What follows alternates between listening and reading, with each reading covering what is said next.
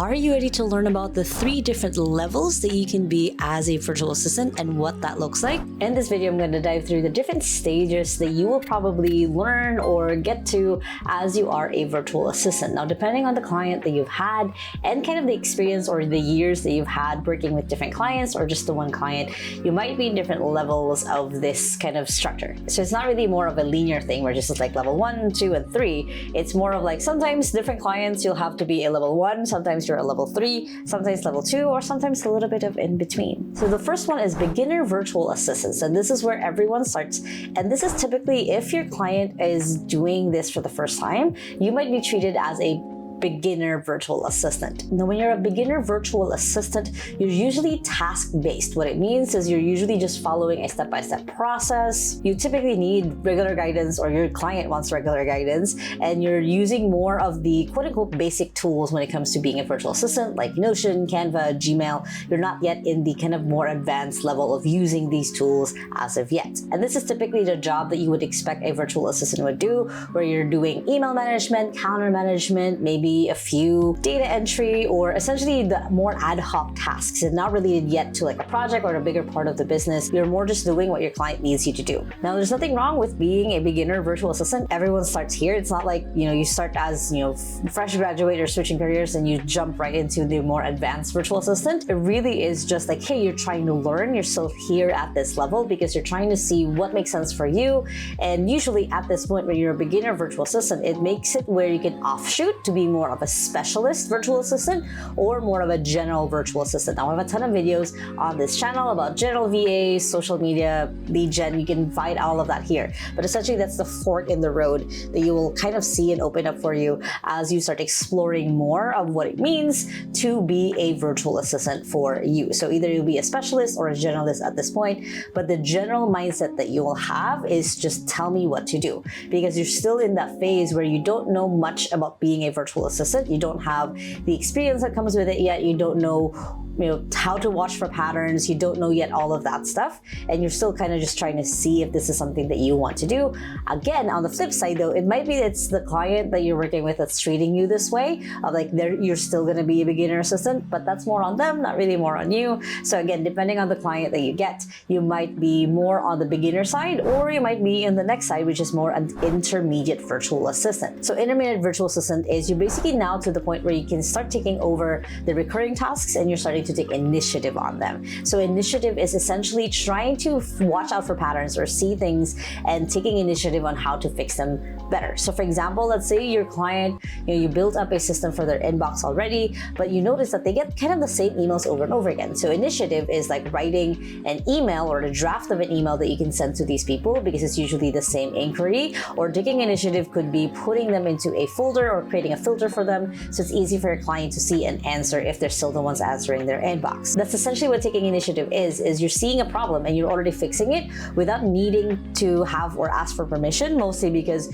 you've learned enough of your craft and what it is that you do, what you specialize in, or what your client basically prefers, that you've gotten to the point where you can just take initiative, take action without a lot of need for permission. At this point, you understand your client's goals, their preferences. You can start managing your own time and your client's time, the different tools. You're learning more and more other than just the basic hacks. You've learned more on how to utilize the tools that you have as well as your time and making sure that you're prioritizing well. Now, the skills or the tasks that you'll be working on here, it could be social media management. It could be some light project management with your client. It could be you watching a process from beginning to end and making sure that things that need to happen actually happen in the way that they should. And the mindset here is the I'll take care of it, is that when your client brings something up, you said, I'll take care of it. I got it.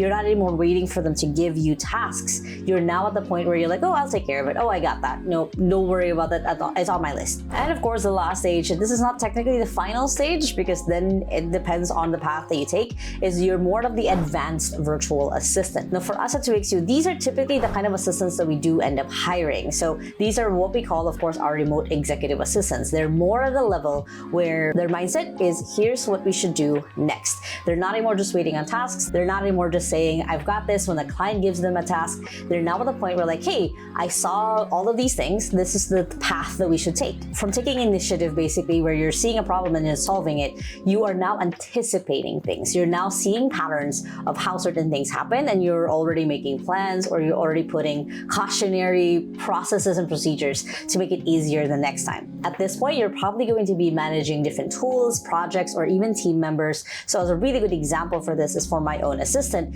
She started with me more on the intermediate side. She already kind of had experience as a virtual assistant. And for me, my own expectations of the kind of client that I am essentially for her is that I have certain things that I want her to start already taking initiative on. So that's her level. Now, in the last 3 years of working with me, she's now definitely gone more into the advanced level where she can already start anticipating the things that I need even before I ask for it. Like even before I jump on a call, she's already researched the person that I'm about to hop on a call with. If I'm going to be doing videos like this, she's already researching those ahead. And all I have to do is really to just show up. You're using basically now AI and systems, you're creating standard procedures, templates, assets basically for your client to make the work a little bit easier for the both of you. And essentially the progression again here is that you're the one helping set up what the next steps could be, because you understand your client and the business and where it's going so well that you can start giving suggestions, building out systems without a lot of supervision. And again, it might be that depending on the client that you have, it might be that if you guys are exploring on something new, you might go back to a little bit of a beginner virtual assistant level because you don't know what you don't know, and then eventually you go back to advanced. And sometimes you'll be in the very advanced, and then you might have to unlearn something and go back intermediate. So it's not a linear passage, right? Just because you've had 10 years experience or 1 year experience as a virtual assistant, it can shift, it can change. You just have to be open with it, especially if you're changing clients and they have a different set of standards versus your last client. You always have to be flexible and willing to learn and to grow, so then you can adapt essentially. That's the biggest, honestly, skill that you can have as a virtual assistant, is for you to learn how to completely adapt to your clients, your different clients, so then you can grow with them. Another way of thinking about it is when you are a beginner, you are more in the learning. You're learning how to do certain things. Intermediate is you're now taking initiative. You've observed enough things to now take initiative, to now take action towards something. And then the third level, the advanced level, is you're now anticipating things and building out systems so that it's easier if it does happen the next time, or to avoid a problem completely. Now, if you guys like this video, make sure to hit that thumbs up button right there. Comment below what level of a virtual assistant are you? I would love to know. And if you still haven't yet, make sure to hit the subscribe button right there so you don't miss any of my videos every Sunday and Thursday on how to work from home and how to fulfill business from home, which you guys can check out those two channels right here and the latest video right here. I hope you guys have an amazing day. Remember that small steps matters, and I'll see you in the next video. Bye!